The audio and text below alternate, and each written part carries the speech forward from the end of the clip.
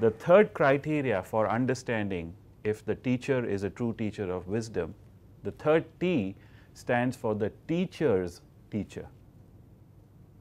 Ask this teacher who was their teacher and see if they can pass the credit, see if they can acknowledge.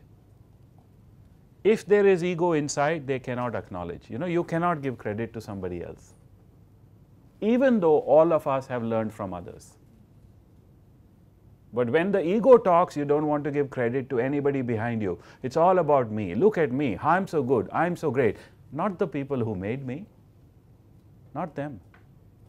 And that is a clear indication of ego, and they have known it for thousands of years. So unless a teacher is willing to acknowledge, openly acknowledge and give credit to his or her own teachers, ego exists. You can see it clearly. And this is why every holistic tradition, whether it be meditation, whether it be Ayurveda, whether it be yoga, whether it be TCM, they say you must honor your own teachers. You must give credit and you must honor and acknowledge your own teachers. Why? Because acknowledging my teacher makes me more open, right? Because I'm in gratitude. Gratitude opens me up. I get more wisdom. When I'm open, I receive more wisdom. When I'm closed, I don't receive wisdom. I don't receive wisdom. So that's another thing you've got to see.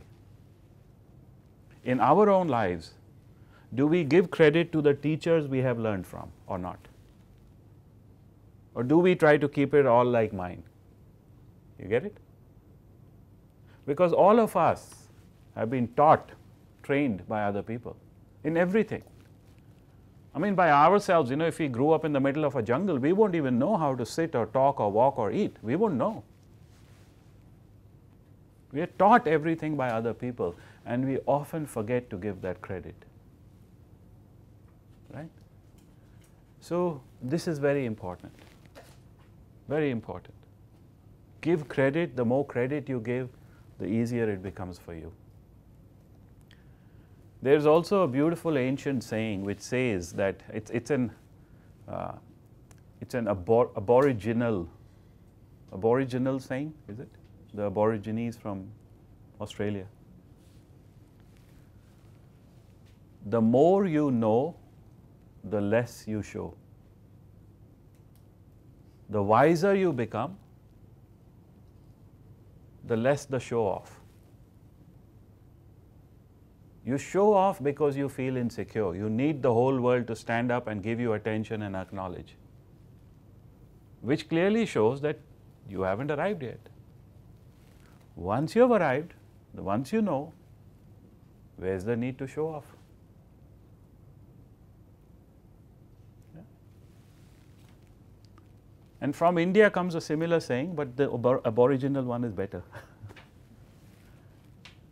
They say the heaviest fruit, right, bends the lowest.